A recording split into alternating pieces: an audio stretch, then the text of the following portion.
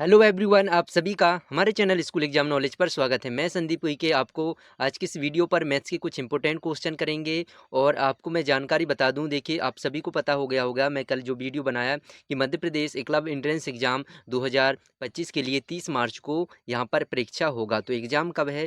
30 मार्च। इसको आप नोट कर लीजिए अगर आप भी MP Madhya Pradesh Eklavya entrance exam की प्रिपरेशन कर रहे हैं। अब जो आवेदन होंगे बच्चों, ऑनलाइन होंगे।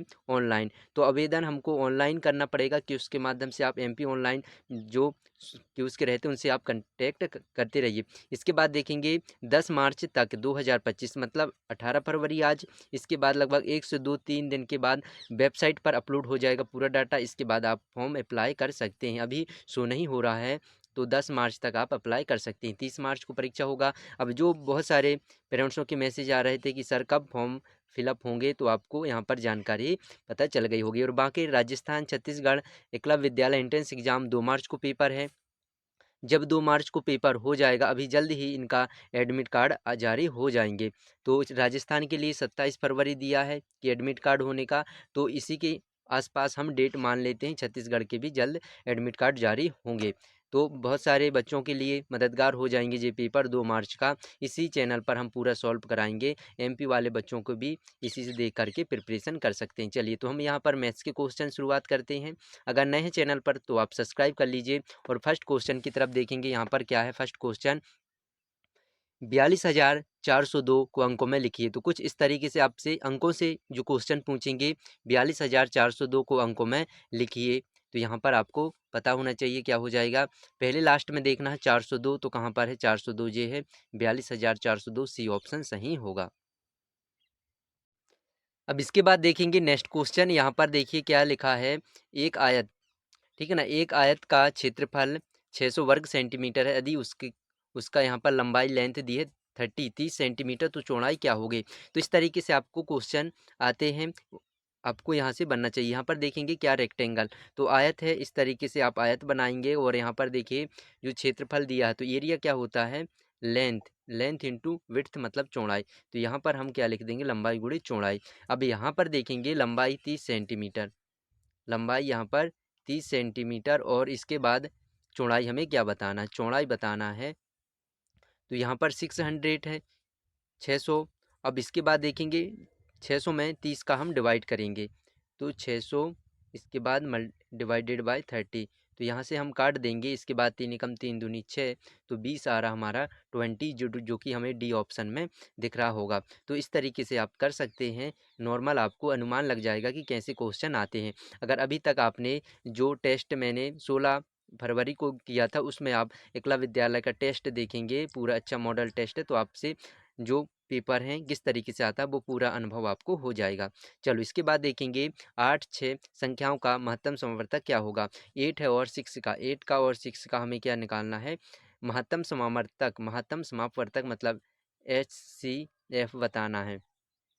मतलब वो संख्या बताना है जो बड़ा हो और उसके बाद दोनों के टेबल से दोनों से डिवाइड हो जाए। तो यहाँ पर देखेंगे 5 पे नहीं आता है, 2 एक ऑप्शन है जो कि 2, 2 चौके 8 और 2 तिया 6। इस तरीके से आप कर सकते हैं। 4 देखिए 4 8 में तो आ जाता है लेकिन 6 में नहीं जाता है, तो इसका क्या आ जाएगा?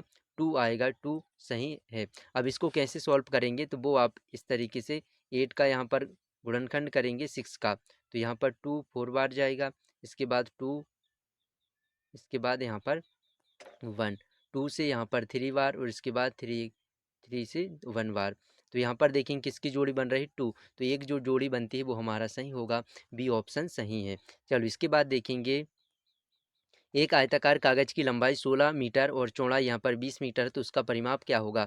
तो आयताकार कागज, अब वर्गाकार कागज है तो आयताकार है तो आयत बना लीजिए, रेक्टेंगल। इसके बाद देखेंगे इसकी लंबाई तो 20 मीटर है, मतलब यहाँ पर लंबाई ज़्यादा रहना चाहिए, चौड़ाई यहाँ पर 20 है। तो ठीक है, इसको हम इस तरीके से मान लेते हैं। इसकी जो चौड़ाई है, लंबाई यहाँ पर 20 है और यहाँ पर 16, तो इनको हमें जोड़ना है। तो यहाँ पर भी 20, यहाँ पर भी 16। अब इनको 16 दूनी 32 हो जाएंगे, और इसके बाद ये 40। तो हम इनको ऐड करेंगे 2 और 7 मतलब 72 आ जाएगा वर्ग सेंटीमीटर। सी ऑप्शन सही होगा। चलो, इसके बाद देखेंगे नेक्स्ट क्वेश्चन। औसत देखिए एवरेज से भी क्वेश्चन आते हैं, तो आपको औसत से भी बनना चाहिए। यहाँ पर 16 दिया है, 8 दिया है, 3 दिया, इनका हमें क्या बताना, औसत। औसत बताइए, एवरेज बताना, औसत। तो इसका क्या हो जाएगा औसत। हम सबसे पहले एवरेज आपको निकालना है, औसत तो सभी संख्याओं का जोड़ना है, ऐड करना है। 16 8 कितने हो गए, यहाँ पर 24 हो जाएंगे, 24। इसके बाद 24 के बाद 3 ऐड करेंगे तो 23, 27 हो जाएंगे। मतलब यहाँ पर जो हम सभी को ऐड किए तो 27 आ गए। अब देखिए 1 2 3, 3 हैं तो 3 से डिवाइड करेंगे, 3 नाम 27, मतलब 3 नाम 27, तो यहाँ पर 9 आ जाएगा, 9 बार जाएगा, तो हमारा डी ऑप्शन सही होगा। तो इस तरीके से जो टॉपिक वाइज आपको दिख रहे हैं, तो सभी टॉपिक आपके कवर हो जाएंगे। मतलब हमें जो अभी पढ़े, एलसीएम आपसे बनना चाहिए, एचसीएफ बनना चाहिए। इसके बाद क्या है, आपसे आयत के सवाल बनना चाहिए, वर्ग से सवाल बनना चाहिए। औसत से आपको टॉपिक ये सारे समझ में आ रहे हैं कि सिलेबस तो आपका हो गया कि मैथ से 25 क्वेश्चन आएंगे, लेकिन जो टॉपिक वाइज सॉल्व क्वेश्चन मैं आपको करा रहा हूँ तो वो महत्वपूर्ण रहेंगे। यहाँ पर देखेंगे अब भिन्न वाले, यहाँ पर 6/7 -2/5, तो इस तरीके से मैंने कई बार आपको सवाल कराया है। तो यहाँ पर देखेंगे 5 का 6 में, 7 का 2 से, तो 5 छक्का 30 माइनस यहाँ पर होंगे 14। इसके बाद देखेंगे 7 इंटू 5, 5 इंटू 7 तो 35 हो जाएंगे। अब यहाँ पर माइनस करेंगे तो यहाँ पर 16/35 आएगा, जो कि हमें कहाँ पर दिख रहा है, सी ऑप्शन सही होगा। तो क्लियर है, इस तरीके से बच्चों आप भी कर सकते हैं। चलो इसके बाद देखेंगे नेक्स्ट क्वेश्चन है। चलो इसको हमें सॉल्व करके बताना है। देखिए क्या दिया है, यहाँ पर 8 इंटू 5 है, इंटू से 4 है, इसके बाद इंटू 7 है। इन सभी का हमको मल्टीप्लाई करना है, गुणा करना है। चलो तो यहाँ पर सबसे पहले आप 8 इंटू 5 करिए, कितने हो जाएंगे, 8 पंचे 40। अब इसके बाद हमारे पास 4 है, इसको करिए, 4 चौके 16, एक जीरो बढ़ जाएगा, 160 आया फिर 7 से, इस तरीके से। जब यहाँ पर देखेंगे 16 का हम अगर टेबल पढ़ेंगे, 16 सत्ते 112 हो रहे हैं, तो 112 मतलब 112 हम यहाँ पर लिखेंगे और एक जीरो ये बढ़ा देंगे, तो हमारे पास आंसर क्या आ जाएगा, बी ऑप्शन होगा, जो कि इस तरीके से सही हो जाएगी, 1120। तो अब आपसे देखिए इस तरीके से जो क्वेश्चन आएंगे, सबसे पहले आप इनका 2 को करिए, फिर जो आपका आएगा, फिर 4 से करिए, फिर 7 से करेंगे। आराम से आप ध्यान से करेंगे, आपके जो क्वेश्चन गलत कभी नहीं जाएंगे। चलो यहाँ पर देखेंगे नेक्स्ट क्वेश्चन, एक वर्ग का क्षेत्रफल 81 वर्ग सेंटीमीटर है, तो वर्ग की एक भुजा की लंबाई क्या होगी। तो भुजा की लंबाई हमें बताना है क्या होगी यहाँ पर। तो इस तरीके से एमपी, राजस्थान, छत्तीसगढ़, जो मैथ्स का तो रहता है सभी के एग्जाम पर महत्वपूर्ण रहेंगे, तो आपको इस तरीके से सीखना। चलो तो यहाँ पर देखेंगे वर्ग हम बनाते हैं इस तरीके से, और इसके बाद यहाँ पर क्षेत्रफल दिया, तो आप सभी को पता है एरिया क्या होता है, स्क्वायर हम लगाएंगे, 81 यहाँ पर दिया, तो यहाँ पर ऐसे कौन सी संख्या लगाएंगे जिसका हम पावर करेंगे तो 81 आएगा। तो इस तरीके से आप डायरेक्ट कर सकते हैं। तो यहाँ पर क्या है, 9 बी ऑप्शन दिख रहा है, जो कि 9 नाम 81 होता है, तो यहाँ पर 81 आएगा। अब 81 यहाँ 81 आया है, ठीक है ना, तो यहाँ पर 9 का पावर हम लगाएंगे, मतलब भुजा 9 है। अगर इसी से आपसे पूछता है कि परिमाप क्या होगा, तो परिमाप कैसे बताएंगे, भुजा यहाँ पर 9 है, 9 9 इसके बाद 9, तो यहाँ पर देखिए 4 बार हो गए, 9 चौके 36, 36 आएगा अगर पैरामीटर पूछता परिमाप। चलो इसके बाद देखेंगे कोष्टक से संबंधित क्वेश्चन कैसे आप हल कर पाएंगे। तो यहाँ पर देखेंगे जो कोष्टक है, सबसे पहले इसको सॉल्व करेंगे तो 12 होगा, +50 होंगे, यहाँ पर ये बंद होगा, माइनस इसके बाद 4 ये भी बंद होगा, और यहाँ पर 5 है। चलो तो यहाँ पर हम देखेंगे प्लस प्लस वाले हम पहले जोड़ेंगे। देखो 50 में हम क्या करेंगे, माइनस करेंगे 12, तो कितने बच जाएंगे हमारे पास, 38 हो जाएंगे। इसके बाद हम 4 जोड़ेंगे तो यहाँ पर 42 हो जाएंगे। पर इसके बाद हम 5 से मल्टीप्लाई करेंगे, ये 5 है, मतलब देखो यहाँ पर जब भी आपसे यहाँ पर क्या समझना है, मान लो यहाँ पर 42 आया और इसके बाद 5 है बाहर, जब कोष्टक के यहाँ पर बाहर संख्या लिखी रहती है तो क्या होता है, इनका मल्टीप्लाई गुणा रहता है। मान लो यहाँ पर इस तरीके से लिखा, तो इनका क्या होगा, पच्चम 25 25 होगा। तो सेम इसी तरीके से 2 पंचे 10 का जीरो, 5 चौके 20 20 और 1 21 होगा, मतलब यहाँ पर 210 आएगा, ये ऑप्शन हमारा सही हो जाएगा। तो क्लियर है, इस तरीके से आप भी सवाल कर पाएंगे। अब यहाँ पर देखेंगे नेक्स्ट क्वेश्चन क्या है, योग बताना सिंपल है, आसान है, 1/3 है, इसके बाद 1/3 इनको प्लस करना। देखिए सबसे पहले आप यहाँ पर देखेंगे जो हर है सेम संख्या, यहाँ पर 3 है तो 3 कॉमन लेंगे और यहाँ पर 1 + 1 कितने हो जाएंगे 2 डायरेक्ट जोड़ देते हैं, ठीक है ना। तो हम यहाँ पर देखिए क्या सीखे इस तरीके से, इस सवाल से यहाँ पर मैं आपको और अच्छे से क्लियर बता देता हूँ।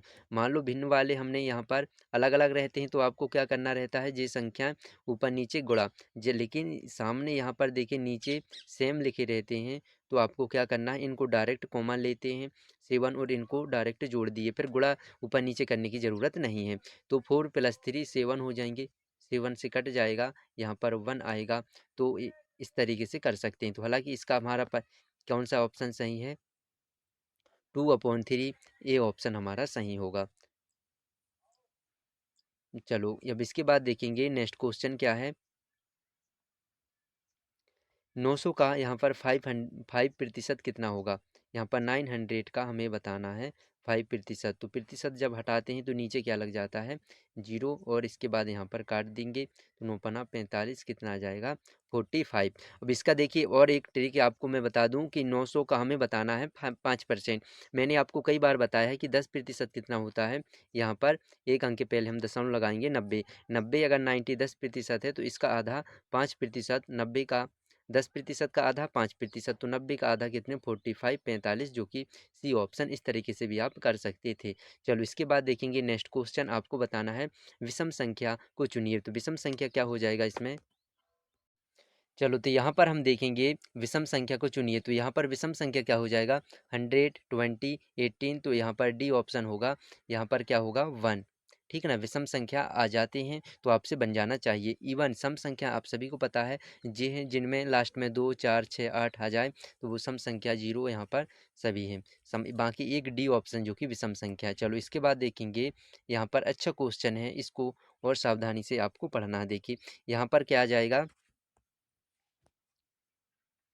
आपके पास यहाँ पर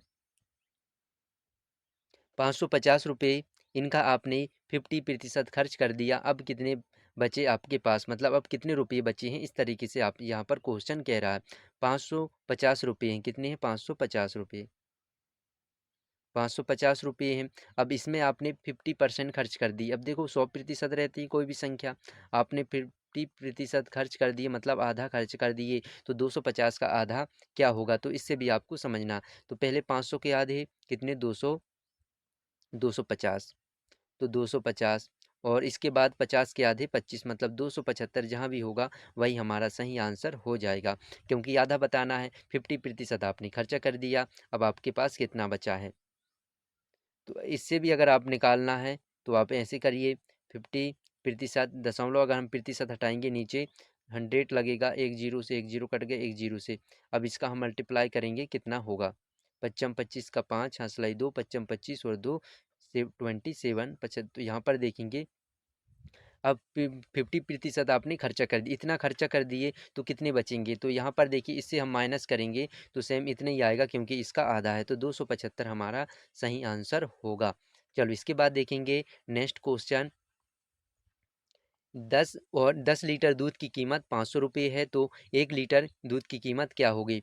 तो यहाँ पर हम क्या करेंगे, डिवाइड, आपको भाग लगाना है, ठीक है ना। डिवाइड करोगे तो 1 लीटर की कीमत बताना है, तो यहाँ पर 500 डिवाइडेड बाय 10, तो यहाँ पर 50 आ जाएगा, जो कि बी ऑप्शन सही है। अब इसके बाद बच्चों लास्ट क्वेश्चन है, आपको इसमें बताना है, अच्छा क्वेश्चन है। देखिए इसमें 90 क्वेश्चन आपको डालना है, नेम बताना है, और आपको होमवर्क में ये क्वेश्चन मिला है। चलो तो यहाँ पर देखेंगे 10 और 20 के बीच कितनी अभाज्य संख्या है। तो अभाज्य संख्या से पूछता है, पुराने जो पेपर में आप देखे होंगे क्वेश्चन क्या आया था कि सबसे छोटी अभाज्य संख्या क्या है। तो ये 2 बार क्वेश्चन आ चुका है, सबसे छोटी अभाज्य संख्या। तो इसलिए अभाज्य संख्या से आपको मिला है प्राइम नंबर। इसे हम क्या कहते हैं, अभाज्य संख्या को प्राइम नंबर कहते हैं, प्राइम नंबर। तो अभाज्य संख्या कौन है, अभाज्य संख्या सबसे छोटी अभाज्य संख्या क्या है, क्या है, तो इसको आपको करना है और इसमें बताना है ABCD ऑप्शन में कौन सा सही है। आपको यहाँ पर कमेंट करके बताना है, नाम भी बताना, होमवर्क जो कि आपको 10 से 20 के बीच में कितनी आभाज्य संख्या है तो काउंट करके आपको बताना है कौन कौन सी होते हैं कितने। तो जब तक के लिए आप अपनी प्रिपरेशन करते रहिए। और आपको मैंने पहले ही बता दिया, जो प्रदेश के एकलव्य विद्यालय एंट्रेंस एग्जाम के फॉर्म फिलअप होने लगे हैं और मैं आपको क्लियर।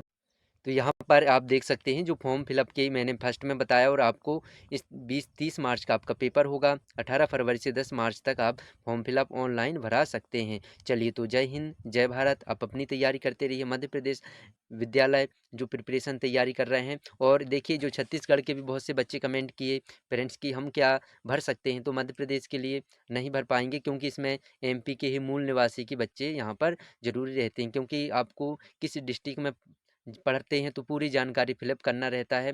तो छत्तीसगढ़ के राज्य जिले आएंगे आएंगे ही नहीं तो आप फॉर्म फिलअप नहीं कर पाएंगे, ठीक है ना। तो इसका जो एकलव्य विद्यालय में मध्य प्रदेश के केवल मध्य प्रदेश के लिए, छत्तीसगढ़ की छत्तीसगढ़ के लिए, राजस्थान के अलग अलग वाइज यहाँ पर राज्य डिस्ट्रिक्ट वाइज परीक्षाएं होती हैं।